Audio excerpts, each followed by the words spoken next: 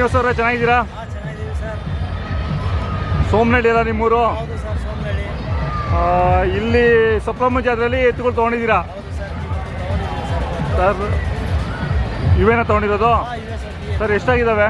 Sir ಈಗ 10,25,000 ಆಗಿದ್ದಾವೆ sir. Highest rate ನೀವು ತೊಗೊಂಡಿರೋದು? ಹೌದು ಸರ್, ನಾವು ಇಷ್ಟೇ ಇದೆ ಹೈಯೆಸ್ಟ್ ಬೆಲೆ ತೊಗೊಂಡಿದ್ದೀವಿ ಸರ್. ಹಾಂ ಹಾಂ. ಇವತ್ತು ಸಪ್ತಮ ಜಾತ್ರೆಯಲ್ಲಿ ಕಡೆ ಅಲ್ಲಿನ ಎತ್ತು 10,25,000 ವ್ಯಾಪಾರ ಆಗಿರೋದು ಇವೇ ಫಸ್ಟು. ಹಾಂ ಹಾಂ. ಇವತ್ತಿನ ಈ ವರ್ಷದ್ದು. ಸರ್ ಎಷ್ಟು ಹೇಳ್ತಾ ಇದ್ರು ವ್ಯಾಪಾರ? ಸರ್ ಅವರು 12.5 ಲಕ್ಷ ಹೇಳ್ತಾ ಇದ್ರು. ಹಾಂ ಹಾಂ. ಎಲ್ಲ ಸ್ನೇಹಿತರೆಲ್ಲ ಸೇರಿ ಮಾತಾಡಿ. ಬೊಮ್ಮನಹಳ್ಳಿ ಸತೀಶ್ ಅವ್ರದಾ? ಬೊಮ್ಮನಹಳ್ಳಿ ಸತೀಶ್. ಹಾಂ ಹಾಂ ಹಾಂ.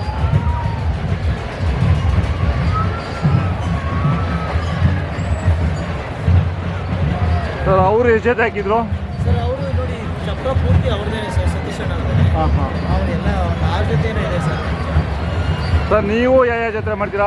ಸರ್ ನಾವು ಈಗ ಐನಗುಡಿ ಮಾಡೋಣ ಅಂತ ಅಂದ್ಕೊಂಡಿದ್ದೀವಿ ಸರ್. ಹಾಂ, ಕಬ್ಬಾಳಮ್ಮ. ಕಬ್ಬಾಳಮ್ಮ ಐನಗುಡಿ.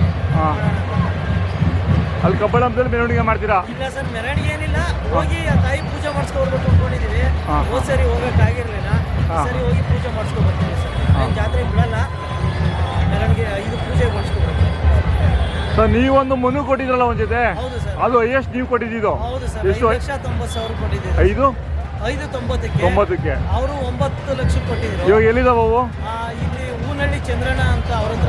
ನಾಗಮಂಗಲ. ಅಲ್ಲಿದೆ, ನಾಗಮಂಗಲ ಹತ್ರ. ಅಲ್ಲೇ ಇದಾವ? ಅಲ್ಲೇ ಇದಾವೆ ಸರ್. ಮನೋರು ಕೊಟ್ಟಿದ್ದಾರೆ, ಅಲ್ಲಿದ್ದಾವೆ ಸರ್. ಹಾಂ ಹಾಂ ಹಾಂ.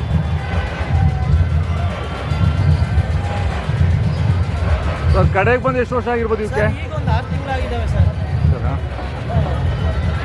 ಈಗ ಹೊಸ ಕಡೆ ಸರ್, ಹೊಸಬಾಯಿ. ಹೊಸಬಾಯಿ.